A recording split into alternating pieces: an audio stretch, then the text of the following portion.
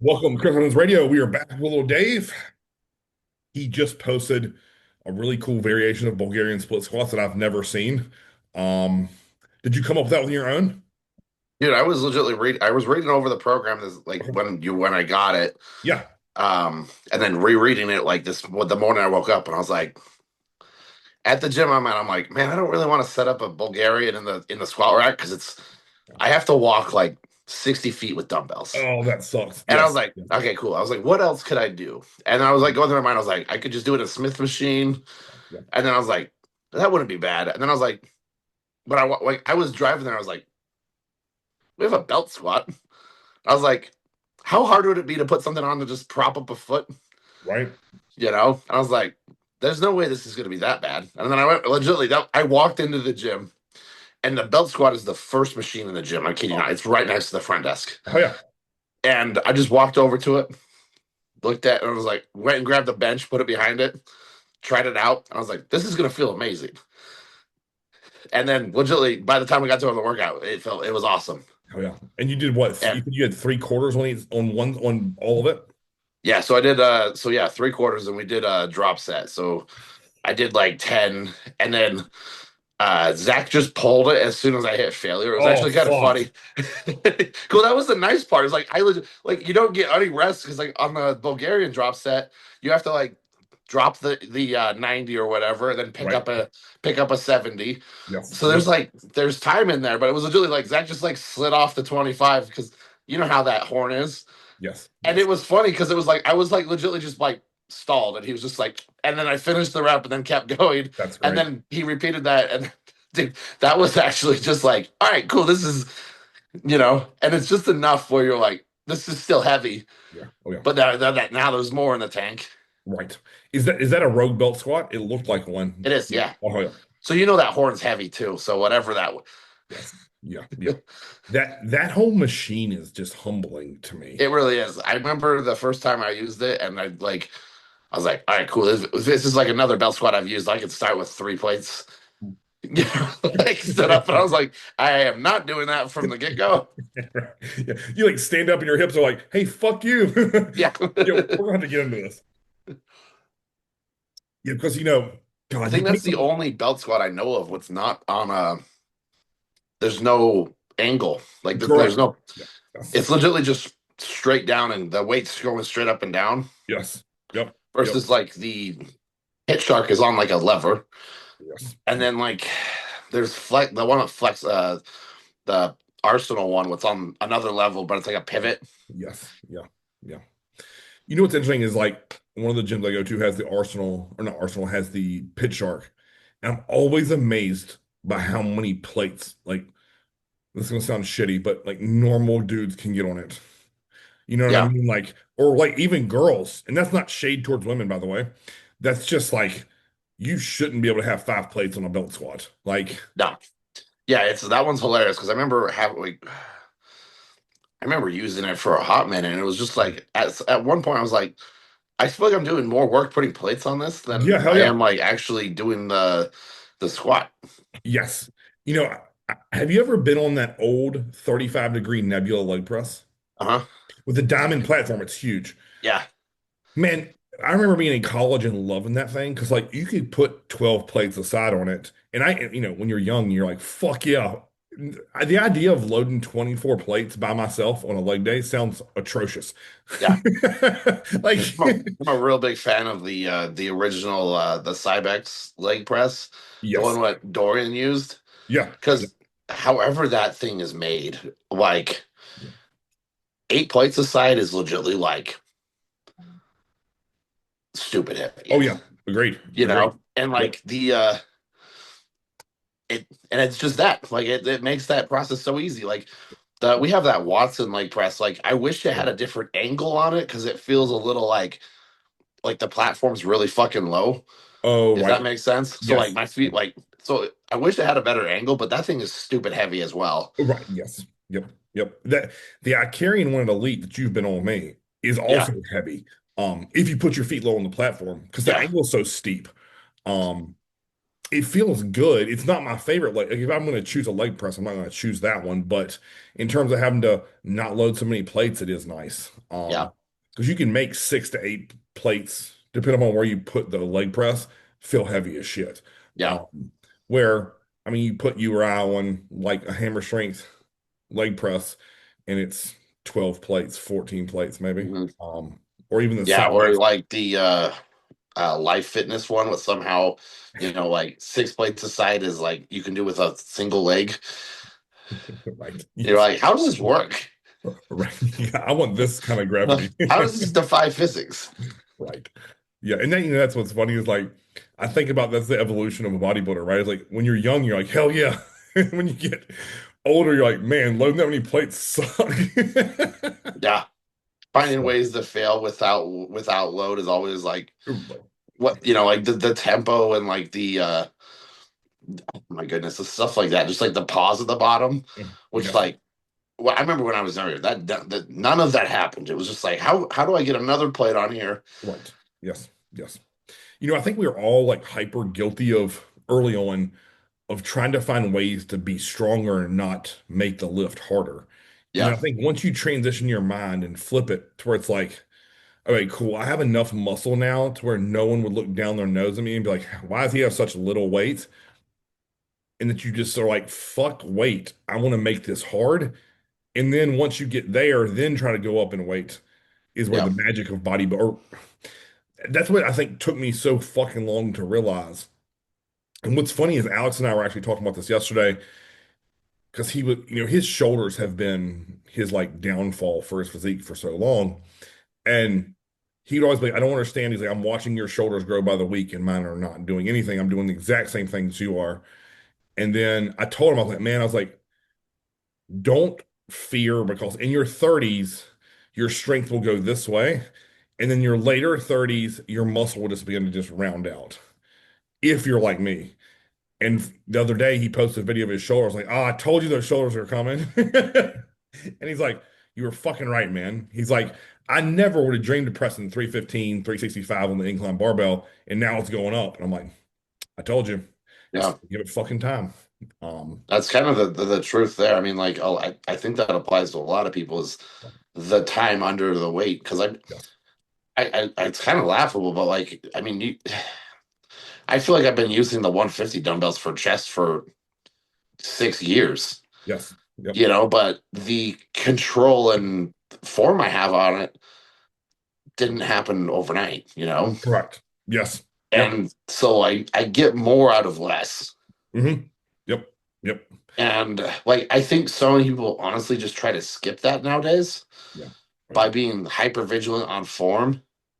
yeah, But it's like I never want to say like don't disregard form, but so many people are well they put so much emphasis on form they forget about intensity, yes, yep, and then they're robbing themselves of that side of the coin.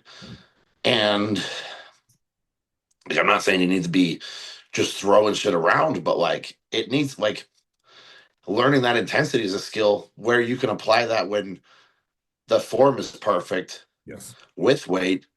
right, That you see some magic happen right there. But when you don't know that intensity and you apply like strict fucking form with a 5 on the bar, right, yep, like your body doesn't give a fuck. You're basically doing endurance activities, yep. you know? Let me tell you, this is the cheat code. And if anyone's made it this long, I don't know how many minutes we're at.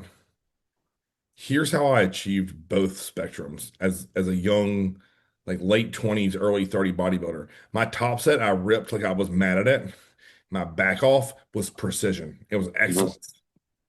And I thought in my mind, this is how I rationalized. And this was before, man, like everyone was posting top set back off bullshit.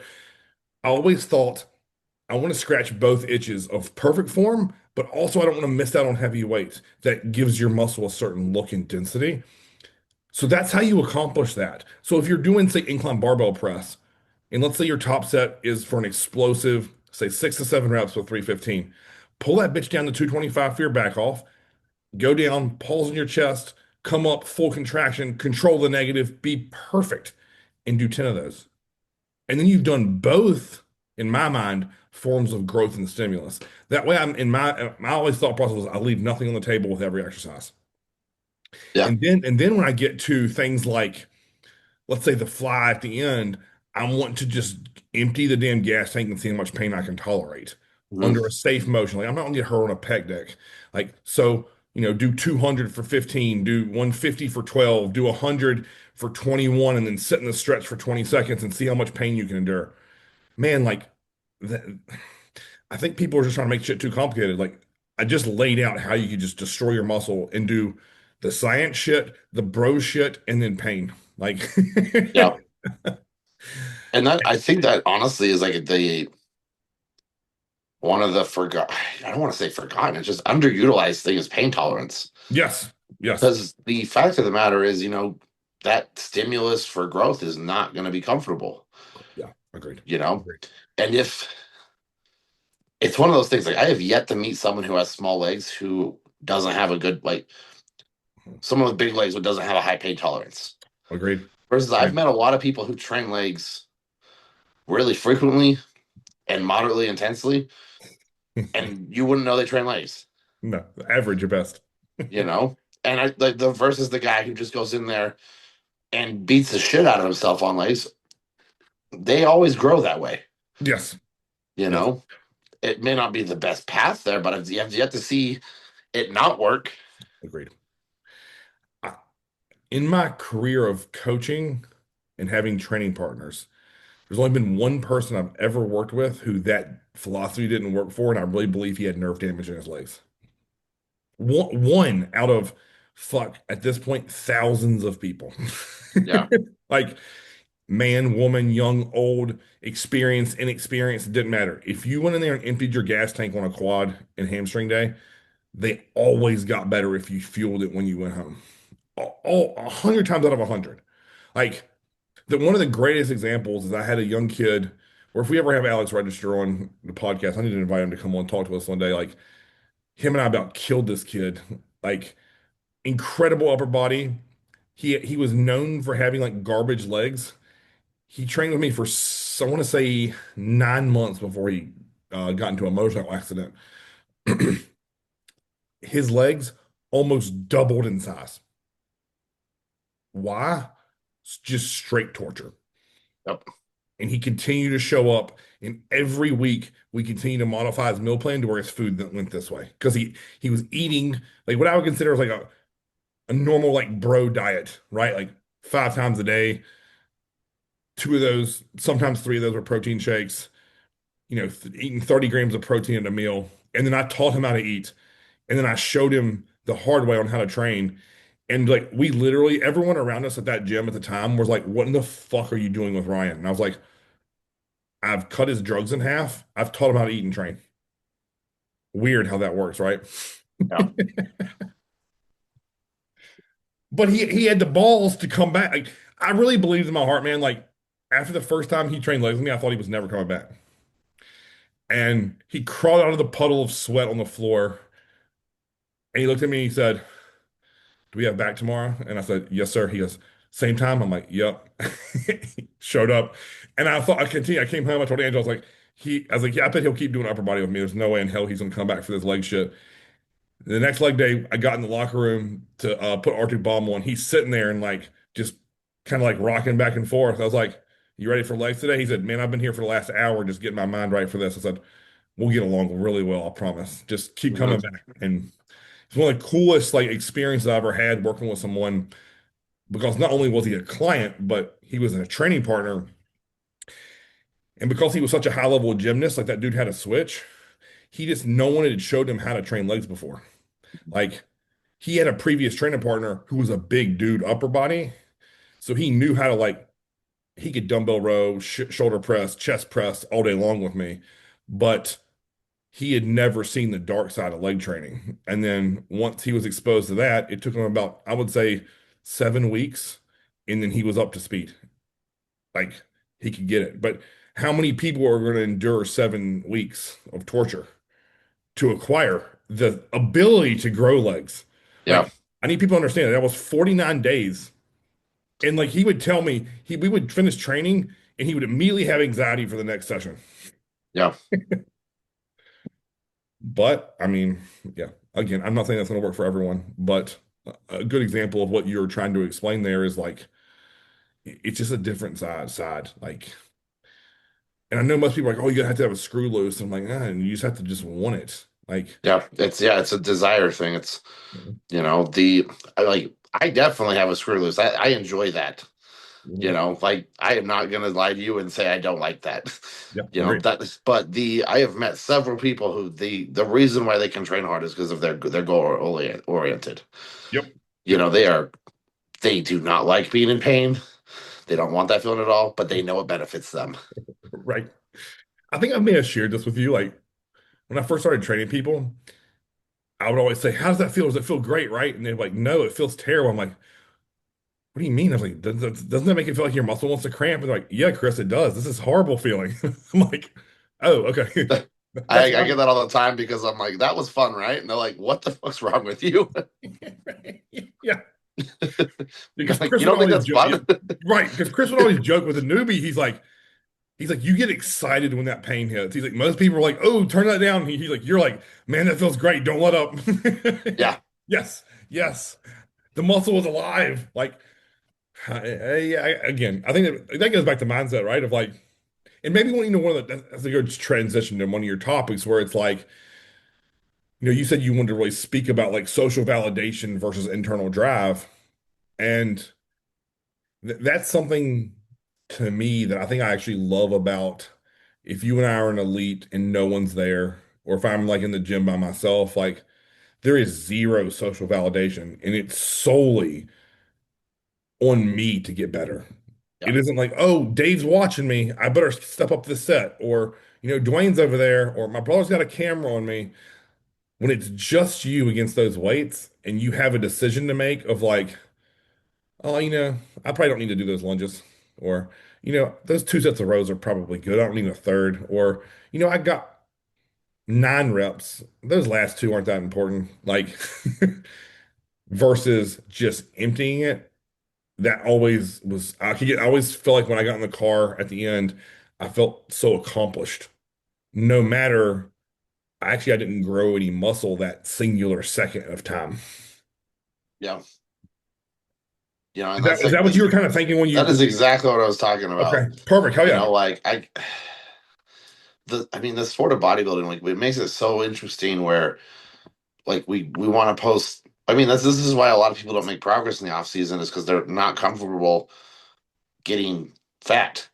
Right. Yeah. You know, like I have met so many guys who are 180 pounds on stage who aren't comfortable pushing above 210 Yeah. in the off season because they lose lines. Right. And it's not what it's just like they're like, well, I can't post selfies on Instagram anymore. It's like, are you fucking strong? They're like, yeah, Yeah. but they don't like it because they lose that the like or whatever that is. Right. Yes. Yeah. And It's it's yeah. that long term thought process is just gone. They're like, what can I do today to look good for Instagram? Yes. Right. Yes. Versus, I mean, bodybuilding was started like that. The reason bodybuilding works is it's a long term thing. It's like I worked out for a year and I took body fat off for 3 months. This is what I look like compared to other people, Right. Yeah. you know? Yeah. And that's a fucking year process Mhm. combined as it adds up. Yeah. That's always an interesting delineation for me, right? Because in a prep, let's say like specifically the last 8 weeks, a lot of people view like the content is endless. Like, hey, this is what I'm doing for cardio. This is where my supplements are. This is what I'm training like. I look like a freak. Keep watching me get leaner. And then it's like, as soon as you see them transition from like that freaky portion of rebound where you're still like really hard vascular, but you're full as a house, you just watch them get softer, and then you just watch that simultaneously coincide with their post frequency going down. And it's Yeah. like, I always question those individuals like, is that all you have to offer is being lean? Is that it? Like, if so, why am I following you? Like, and as you said, to me, the off season has always been about teaching people what training should look like, what eating should look like, and what rest and recovery is like to set you up for a progressive prep. Yep. And then, as I just laid out, the prep posts, man, that's fucking fish in a barrel. Awesome. I wake up shredded. Bam. Oh, I Yeah. lifted. 17 veins popped out of my forearm new today. Bam. Yeah. Photo. Man, that's easy I mean, money. the preppies, I think that's easier for, I'm always terrible at posting year round, Right. but I definitely have an easier time posting in prep Right. because what I want to show off is just like my training intensity is maintained Correct. Yes. Yeah. through prep. That's what I love posting Yeah. when I get leaner. Is like, hey, look, I'm gonna go fucking, do a skull crusher with 315 2 weeks out, Right. you Right. know, for reps. Right. I'm like, that should be like that. I just like what goes through my mind is like, how many people are not doing this, Right. Oh, yeah. Yep. and they're capable of it. Yep. There was a leg day that Chaz got on film, and we walked in the back room of Elite. I did leg press, and he's like, "What's next?" And I said, "I'm going to do something that's going to defy everything I've probably ever said before or shown on video that's possible." Is I said, "I'm going to get on that leg press or hack squat. I'm going to do 6 plates aside for 20 reps and not pulse for one rep. I'm just going to just roll and cook 20." And he's like, "I think the last time I got you, like 18 is where you failed." And I was like, "Yeah." And I said, "My food's low today." I was like, "Fuck it. Let's make it happen." And I'm so glad I filmed that because now I can go back and look at that and be like, listen, there is a switch you can flip to go to a very nasty place where you just decide your future. And the more people that can understand that, as opposed to, man, how can I look cool on the internet? Because honestly, when I got off that leg press, my quads were looking insane. I could have walked away and said, you know what, man, like my quads are good. Just throw the towel in for the day, hit some hamstrings, glutes, go home. But that deciding factor of I am going to beat this diet is something that I thrive off of. And I know you feel the same way. There's no level of low carb that I can't outwork. Yeah. Not that I think this next meal plan that I'm about to share with you guys, like Shelby had me go no carbs except for one meal. So let me say that right. 41 out of 42 meals were no carbs. Half of those 41 meals were no fat as well. And my training performance didn't dip because I refused to allow it. And that Yeah. was 2 hours on the stairs a day. That was not an ideal prep for me, but I proved to myself that a hard diet was not going to be preventative for my training capacity. And that's the lesson I learned. And that's why I always, when I look back on that prep, I don't look at it down or poor because I didn't place well. I'm like, that's what I learned. And that's the skill I acquired through that Mhm. final 9 weeks. And it was hell. Yeah. So, all you guys and girls out there were, because I've had people, I've like pulled the carbs down to like 400 and like, Chris, I'm losing weight on the bar. I'm like, no, you lost weight right here and Yeah. right here. Like, Yeah. that's not carbs, homie. You don't need Five Guys. You don't need 600 grams of carbs. You literally are a giant fucking pussy. Sorry, that's a tough pill to swallow, right? Like, yeah, it wasn't the food this time. I mean, that's not your training fatigue. I promise you. No, your cardio's at 25 minutes. I don't think your legs are tired. I'm sorry. Yeah.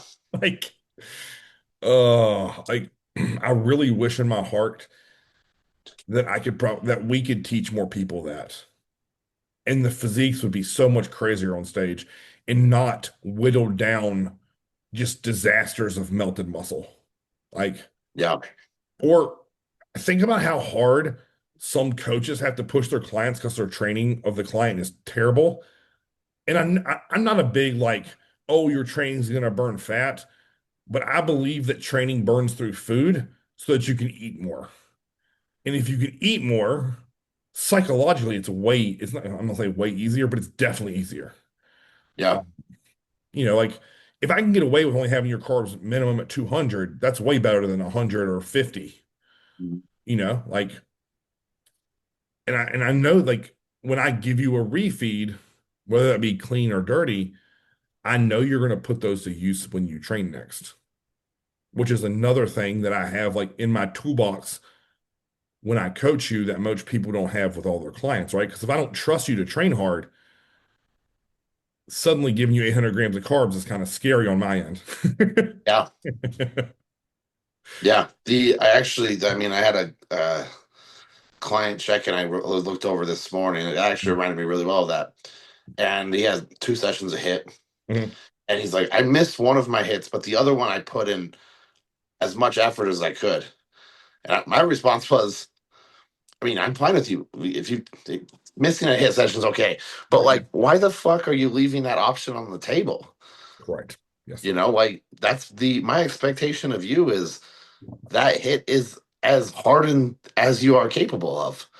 Right. You know, it's not the I'm gonna show up and work this job I fucking hate and I'm only gonna do like that one that phrase in bodybuilding just doesn't work. Like we've all heard that minimum wage, minimum effort, right? Mhm. Yep. Like you do that in bodybuilding and you don't make any gains. Nope. It's None. the most simple concept. Bodybuilding is legitimately what you put in was what you get out.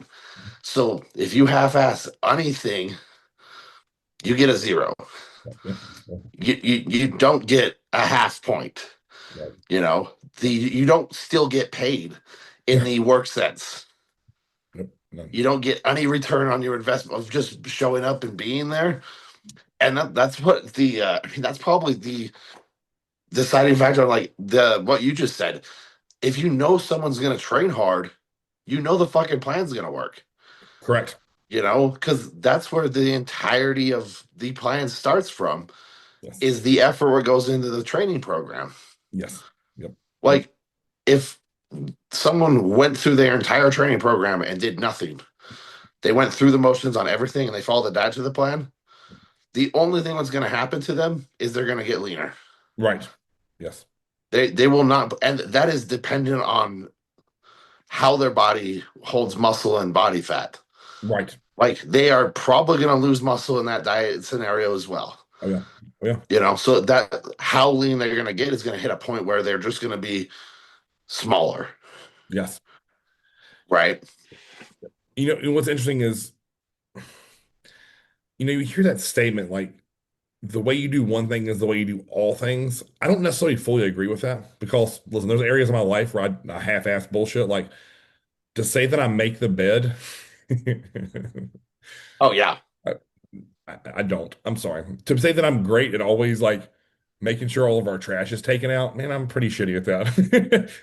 I give myself like a C on that probably. Like, but when it comes to like what I would consider like the big four of bodybuilding, cardio, training, nutrition, and recovery, I am 100% all in. If you give me hit, I'm either skipping it or I'm on the bike or Stairmaster or whatever. And when I'm on it, my thought process is I'm on here for say 10 minutes either way, whether I work hard or I'm not. So why not just dump the fucking tank, homie? Like I'm still losing 10 minutes of my day. So if I'm going to be on there for 10 minutes, utilize every second of that so that hopefully the person who's coaching me says, you know what, Cris, we're good. Your fat's gone. We can take the hit out. Or hey, Cris, like you push the envelope and got so lean, go ahead and add 300 grams of carbs to your day tomorrow. Fuck yeah. As opposed to this like mediocrity bullshit where I get like minimal result and it's like, okay, just repeat the process because you're not getting leaner or it's going really slow. And no shit. Like, I think if people look at how most preps are designed and then like re-engineer it from the back end to front, they would realize like we only have a short window of like what I would consider like extended suffering, and that gets evaporated really quick the harder you work. yeah. You know, I've met guys who train their fucking face off, and they might have 3 weeks of hard dieting. Right. Yes. You know, and the rest of it, what I wouldn't consider hard. Like Right. obviously, it's on a plan and it's weighed out to the gram. Yes. Yes. And if you consider that hard, you're not doing well in bodybuilding. Mhm. Yeah. But the amount of their food being low, them like under 200 grams of carbs a day for someone who's 200 plus pounds, Right. Yeah. or having zero fats in their diet Yes. is maybe like 3 weeks if they Correct. versus the guy who is not doing those things, is going through the motions. That's how people end up doing like, and that's funny because sometimes it gets put on the coach because the coach doesn't ever address their training. Right. Whenever I see someone who's like, oh, my coach had me doing 3 hours of cardio, Mm. I always want to be like, how fat were you and how well were you doing that cardio? Correct. Yep. Are you Were laying you on the reading machine? are you reading a fucking book while you're doing your cardio? Right. Yes. Like, is your heart rate at like 85? Right. Yep. Yep. Like that isn't even cardio. That's just like my heart rate's at 85 reading something exciting. Right. Yes. You Yes. know, like Yep. Yep. that text you sent me yesterday, my heart rate was probably more north of that, actually. Yeah. Yeah. Yeah. Yeah. It's I think most people just don't think about it that way, like, and I guess because I've been bodybuilding for so long that I internally know that the effort applied will always reap benefit because I've seen people do it across the spectrum in all varying levels. I mean, I've had people that go too hard and like it's too much. I'm like, hey, don't do more than I ask. Like, if I say 30 minutes of cardio, I don't mean 45. Yeah, If I say level 6 on the Stairmaster, I don't mean 8. Like, if I say 20 sets of back, I don't mean 30. Like, literally do what I say. And then I had other people where it's like, this is how the Stairmaster looks. yeah, I'm like, you gonna deload like half your body weight, or you gonna stand up and work this bitch? Like, because if you put me or you on a Stairmaster for more than 6 minutes at level 5, we are dripping sweat off of our nose in a t-shirt and shorts, much less if you put a fucking hood on me and pants. Like, it's just the truth. And that's if I'm standing tall and every step I'm squeezing my glute, squeeze my glute, squeeze my glute, because my heart rate is going to be higher and elevated than normal resting. And then you do that for 30 minutes. That's way different than draping yourself on that fucking machine and not doing just going through the motions, watching a Netflix show, talking to your girlfriend on the phone. Like, those are two very different cardio sessions. One, you might burn, let's say you burned 150 extra calories one day, multiply that by six, multiply that by 6 weeks. That's why you're still doing high cardio. Or you have to eat 100 grams less carbs, which then fuels your shitty training performance, which you blame on the diet. No. If you stood up on that Stairmaster and worked your ass off, I could feed you 300 grams of carbs and you get leaner. And then guess what? Then your training performance goes up and you're able to tear through body fat. And I'm able to give you a high day every third day. And that's what I mean by reverse engineering a nutrition plan about how I think about it is it's not a rush to get lean. But once you get lean, I have a lot more variables to play with. And if you get there at a smoother, steadier pace, as opposed to me driving you in the fucking dirt, like I don't want to do that to anyone. And I think that's a big misconception. I think of anyone who trains competitors who actually get in shape. Like there's some people I have to kill. There are some people, well, let me rephrase that so I don't get demonetized on the internet. There are some people I have to work very, very hard to get all the fat off. And there's other people who I still work them hard, but I don't feel like it's excessive. And I'm like, that's exactly what I want. So, I mean, I'm sure you see that with your clients. uh-huh, 100%. Yeah. And sometimes it's a matter of just knowing when to pull off that gas pedal Yep. once they're lean. Yes. Yep. you know and there's less of that. The less you have to push someone into the dirt, the Yep. better they look on stage. Agreed. Yes. Yes. I mean, it's also really a lot easier mentally if I know I'm like, okay, cool. I have one hard day and then an easier day and then a really easy day and then 2 hard days and then an easy day. And it's like, okay, now I have a rest day. And it's like each one of those, like, oh, okay, cool. Like if I just go hard 2 or 3 days and then I get an easier one, that's a lot easier psychologically than being in a prep where it's just endless hard days, meaning low food, high cardio, hard training. Like Yeah, those are what I consider like relentless preps that wear people's bodies down. yeah, You know? And Again, I don't know why some people think that's the only way.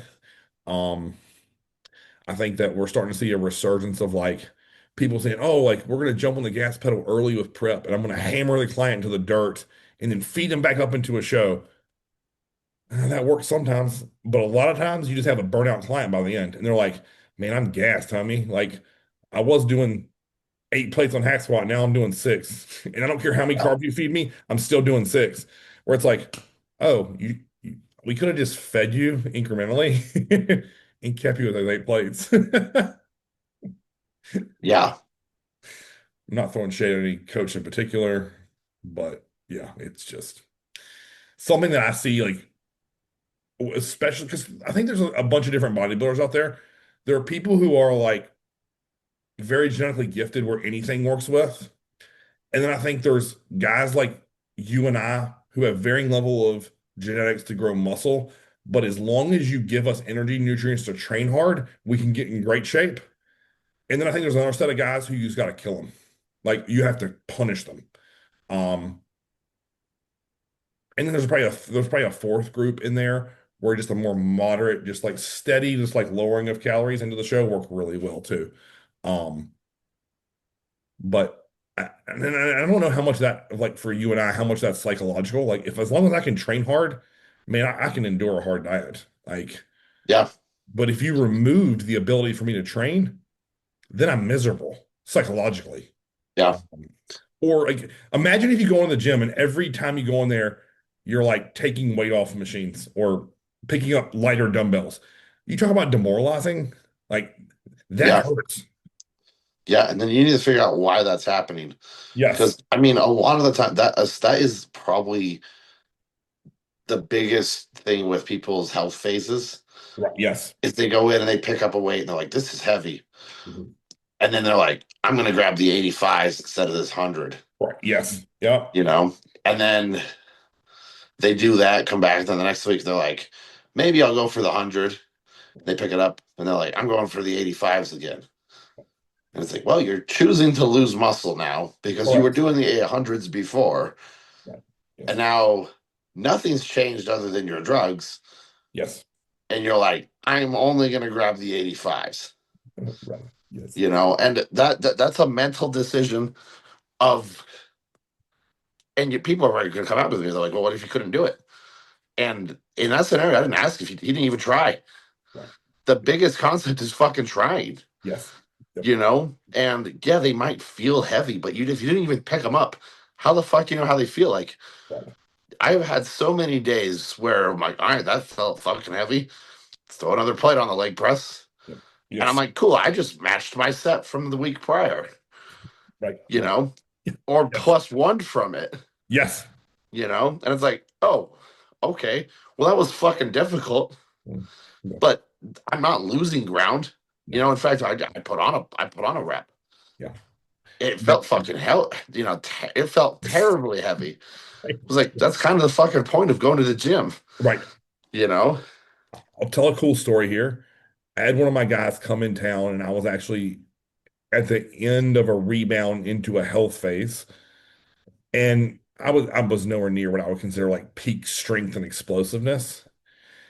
And we were on a leg press, and I was just saying, let's just do sets of 20 until we miss. I did six, it was pretty hard. Did seven, it was pretty hard. Eight, pretty hard. Nine, pretty hard. And I got 10 for like 16. And he was like, watching you do that, I thought you were going to tap at 6 plates. I'm like, yeah, it was heavy as hell. But I knew like I could find my way to 20. You just got to keep going. And he's like, where Yeah, did you go? Like what made you realize that? And I was like, well, the goal is just going until you miss. And I didn't miss. So I kept putting plates on. And that was such a foreign concept, like in his mind, because he was like, hold on, with six, you said it was heavy. I'm like, yeah, it felt heavy. It was hard. I had to turn red in the face. Well, then why'd you do seven? Because I hit 20. Like yeah. seven was heavier. Yes. That is why I love not putting rep numbers on things. Right. Yes. Yep. It's like the when you're like, okay, get eight, and they Yes. stop at eight. It's like, why'd you stop?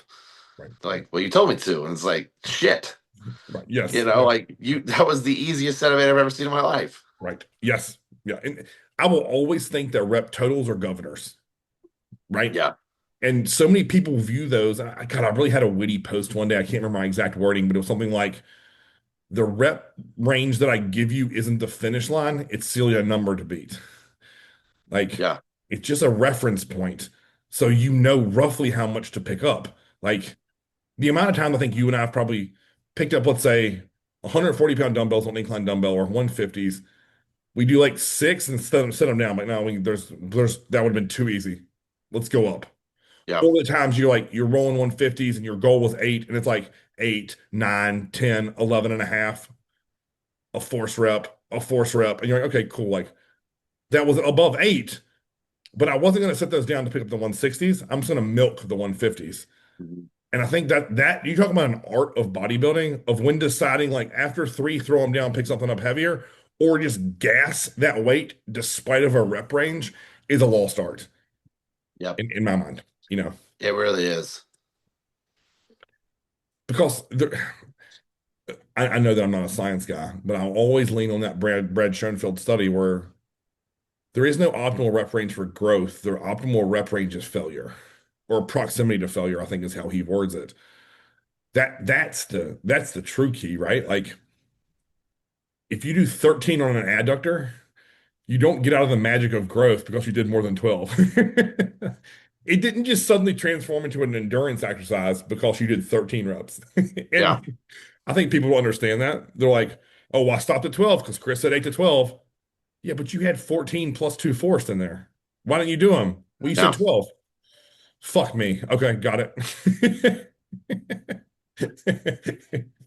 And that I think that's back to where that effort comes into place. Because I mean, there's always that in your head. What's like that was failure. Right. Yeah. Yeah. Like that was it. That was it. And your body's like, well, not really. But your brain's like, nope, that's where we're stopping. Yes. Yes. And the I think the best thing anybody can do is have a friend and just don't tell them how many reps you're gonna get, Right. Yeah. and just fucking send it and see where you end up Right. Yes. Yeah. and learn from that experience. Yes. Yes. And have allow them to push you. Yes. Yes. Not just be there watching you. Like maybe have a little bit of a helping hand if they spot you. Mhm. But I mean, in reality, like how much is your friend taking off the leg press when he spots you? Not much. Yeah. I think about that. I just that my I trained with one of my clients, Brandon, yesterday, and I mean that leg press set he put on his story. Like my hand was on the fucking leg press since rep 3, Right. Yes. but I'm not curling the 9 plates we had on that leg press. No. No. No. No. I mean, I think a prime example of that, because listen, I've spotted people for a living for a decade. The amount of times, like on a bench press, the bar's here, and I would just literally do like this, just barely tap it with a finger. Guess what that weight starts doing? Up. How I didn't even take a quarter of a pound off of there. I just literally touched the bar with my index fingers and it went up. Okay, cool. That was in your head, right? Like you just literally stopped pressing hard. And I think a lot of times, like people are scared of that. And one of my guys sent me one of his sets of incline barbell press. He'd never done 315 before. He just unracked it, did a single like with ease. Like it was easy. I said, why in the world didn't you do that for 6 or 10? And he's like, I was just a little scared of it. Well, did you rest 2 minutes and do it again? Because you had more in the tank. He's like, no, I just walked away. I was like, fuck, man. Like, you're gonna have to take your balls out of your purse and fucking lift. Yeah. Like, there's no other way to say it. Like, I think you and I have both unracked loads that scare us, but we're not idiots to the point where we're gonna pull something off the ground or floor or rack we're gonna get less than 5 with. And if you can get 5 plus, just go. So I don't know. Maybe that's where we ended. I like that. Pull your balls out of your purse or fanny pack. Right. Yeah, yeah, yeah, yeah. Yeah, I mean, when you sit back with heavy dumbbells for the first time and you're some fear, we've all been there. Trust me. Elbows quiver a little bit. But if you sit back with it, there's one route. It's either you press or you eat it. So you might as well just go, like let it roll. Hmm. Yeah. I always like pointing that out to people. Like, if you're on a machine or you're in the gym, there's very, very few things what will hurt you if you fail. Right. Yes. Squat rack has safety bars. Right. Yeah. Bench press, cool, it'll be on your chest. Yeah. You know, if you're that one's probably the scariest one is bench press. If you have dumbbells, just fucking drop them. Right. If you're in an incline hammer strength machine, wild concept, just let go of the handles. Right. Yes. You know, like if you fail, what's wrong with it? Like that's why you're there. Mhm. Yeah. You know, a leg press, it's gonna stop at the bottom. It doesn't just go. The leg, no leg press goes all the way to the fucking seat. Yeah. Yeah. You're not getting squished. It's not made to kill people. You No. know, like I have left the leg press at the bottom of the rack hundreds of times. Yeah. You know, and that's why my legs grew. Yes. You Yeah. know, it wasn't from the reps what I did get; it was from the ones I didn't get. Yeah. You know, and finding that rep I don't get, Yes. and that's the magic in weight training is you're not going to die from trying hard. Well, no. It's like the gym is made to be a place of, you know, positive failure. Yeah. You know, like if you're driving fast and you fuck up, you're probably going to die. Yes. Agreed. You know, you're not going to hurt yourself taking a set of, you know, an incline hammer strength press to failure. Like the worst thing that's going to happen is it's going to stop moving, Right. and then you can just bring it down and then let go, Yeah. you know, and the machine's going to be like, cool, nice work. Yeah. But there is no point in, you know, just like, all right, cool, I'm here, and then I'm down, and then that's it. Mhm. Yep. I had a guy who, good bodybuilder, that he used to train at the gym that I worked at, and I led him through a handful of leg sessions every prep because he felt like he needed me. And the amount of times I would have my foot on the handles that racked the weight so he couldn't pull those fuckers in. And I'd always say to him, Jason, you have to have the heart to not rack it. Yeah. And sadly, I think that went over his head a lot of times, like, because in the moment it's just burning and pain and it sucks. And I'm like, you cannot allow yourself to just, he wanted to rip those handles in, drop his feet, roll out of there and be miserable. And I'm like, you're going to be miserable either way. We might as well get the three more reps you have in the tank. Like, I'm right here, homie. I got you. Like, you're not going to eat the machine. I'm going to push it off of you. And that I think is a tough concept. Like, and I didn't matter how many times I said it to him. Like, you just have to have the heart to finish this workout. And it's only 60 to 90 minutes. In the grand scheme of your life, it's a very small window of time. And for as much as you post on the internet for loving it, dear God, you sure as fuck don't act like it. Like, Mhm. it's, yeah, yeah. All right. Until next time, Chris, Dave, don't be that dude. Right. Train your face off, boys and girls.